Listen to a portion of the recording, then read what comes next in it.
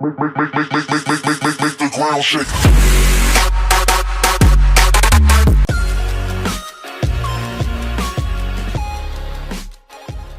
तो अब हम आते हैं अपने सॉल्वेंसी रेशियो पे। सॉल्वेंसी रेशियो का हम लोग लॉन्ग टर्म सॉल्वेंसी रेशियो भी बोलते हैं। इस रेशियो को फाइंड करते वक्त हमें अपने बैलेंस शीट और प्रॉफिट एंड लॉस अकाउंट के ऊपर ध्यान देना होता है। ठीक है, बैलेंस शीट के अंदर मोस्टली अपने डेट्स के ऊपर और इक्विटी के ऊपर, और एसेट साइड में अपने टोटल एसेट्स के ऊपर। फिर प्रॉफिट एंड लॉस अकाउंट के अंदर हमें एक तो नेट प्रॉफिट बिफोर इंटरेस्ट चाहिए होता है और एक इंटरेस्ट पेबल ऑन डेट चाहिए होता है। तो ये हम लोग कैसे फाइंड करते हैं, इनको हम लोग पता करेंगे, हम लोग क्वेश्चंस करेंगे। उससे पहले हम लोग देखते हैं कि सॉल्वेंसी रेशियो चार टाइप के होते हैं। कितने टाइप के? चार टाइप के। एक प्रोप्राइटर रेशियो, एक डेट इक्विटी रेशियो, एक total asset to debt ratio, एक इंटरेस्ट कवरेज रेशियो। तो पहले देखते हैं हम प्रोप्राइटर रेशियो क्या है। प्रोप्राइटर रेशियो का फॉर्मूला होता है proprietor fund over total asset. So we compute this ratio to measure the proportion of total asset financed by the proprietor fund. मतलब कि ये proprietor ratio एक relationship है किसके बीच में? proprietor fund total asset के बीच में, और हमें बताता है कि कितना पैसा हमारे ओनर ने हमारे total assets के अंदर इन्वेस्ट करा है। And this ratio is important for the creditor because through this ratio creditors can know the amount of total assets employed by the owners and the safety margin available to them. मतलब कि हमारे creditors, कौन? हमारे creditors इस ratio से पता कर सकते हैं कि अगर मैं इंसॉल्वेंट हो गया तो क्या मेरे पास इतने टोटल एसेट हैं कि मैं उनको बाद में पे कर पाऊंगा कि नहीं कर पाऊंगा। तो ये रेशियो हमारे क्रेडिटर्स को ये बताता है कि मेरे कंपनी के ओनर ने कंपनी के अंदर कितना इन्वेस्टमेंट करा है और उनके पास कितना सेफ्टी मार्जिन अवेलेबल है। फिर हम आते हैं नेक्स्ट रेशियो पर। नेक्स्ट क्या है? Debt equity ratio. Debt equity ratio क्या है?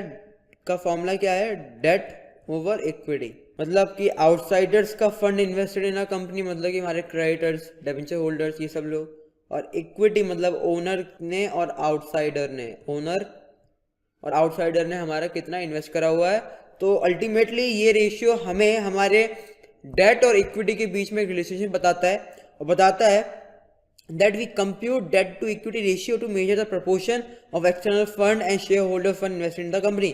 मतलब कि हमारे ओनर डेट ने कितना पैसा इन्वेस्ट कर रखा है हमारी कंपनी के अंदर। And it also indicate the extent to which the company depends on the borrowed fund for its business.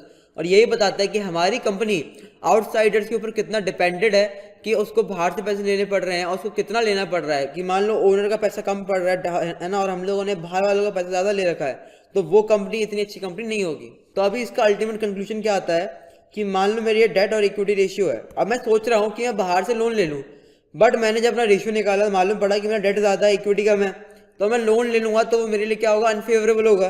ठीक है, और इसलिए फिर उसके बाद सोचूंगा कि मैं अपने आप से कुछ अरेंज करता हूँ, है ना, और खुद बियर करता हूँ उस अमाउंट को, तो वो मेरे क्या आ जाएगा? इक्विटी एज अ कैपिटल में इन्वेस्ट करूँगा।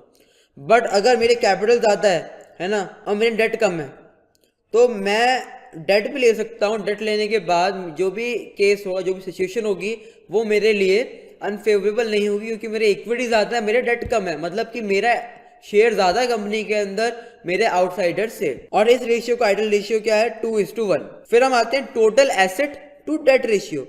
Total asset to debt ratio is a relationship between the total assets and debt. मतलब कि इसका फॉर्मूला क्या है? Total asset over date.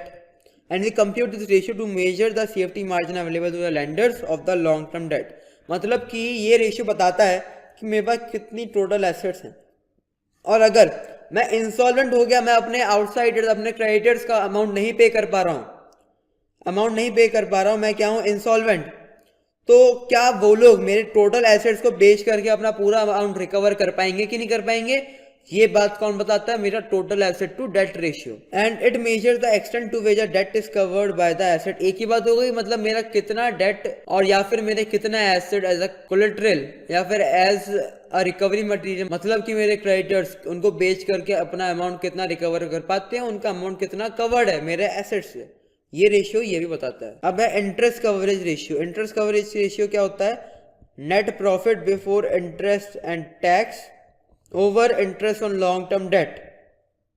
Interest on long term debt मतलब कि ये रेशियो एक रिलेशनशिप है किसमें, net profit before interest and tax. मतलब कि अभी तक मैंने ना तो इंटरेस्ट पे करा है ना तो टैक्स पे करा है, क्योंकि अभी टैक्स पे कर ही नहीं सकता, मैंने इंटरेस्ट पे नहीं करा, क्योंकि इंटरेस्ट मेरा क्या एक्सपेंस, और मैं सारे एक्सपेंसेस को पे करने के बाद अपना टैक्स पे करता हूँ। ठीक है, और यहाँ पे मैं एक रिलेशनशिप फाइंड कर रहा हूँ किसमें, इंटरेस्ट, मतलब कितना डेट में, कितना अपने क्रेडिटर्स को एज अ इंटरेस्ट पे कर रहा हूँ और मेरे पास कितना नेट प्रॉफिट है।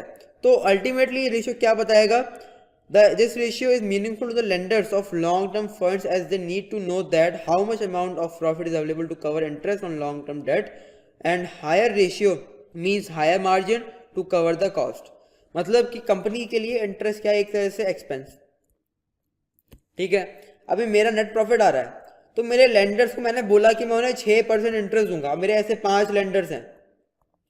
ठीक है, तो जब मैं उनको बोला मैं उन्हें 6% दूंगा इंटरेस्ट, तो वो ऐसे थोड़े मेरे को दे देंगे, उनको कैसे पता मेरे पास इतने पैसे हैं, है ना, वो मेरे को भरोसा तो करेंगे नहीं।